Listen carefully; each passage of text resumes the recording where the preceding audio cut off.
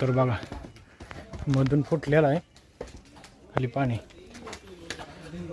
पण पडत नाहीत हा दगडे, एकदम घट आहेत. तर ही दगड तर लय मोठा आहे बघा. बघा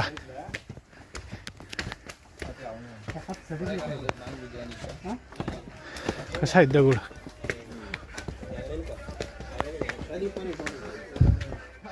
किती मोठा दगड आहे. बघितलाय का तुम्ही कधी ह्याच्या आधी मोठा दगड?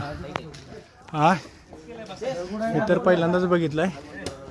बाई आतमध्ये जायची एंट्री ही सुद्धा दगडामधूनच आहे बरं का, आणि बसायला सुद्धा दगडाचंच केलेलं आहे.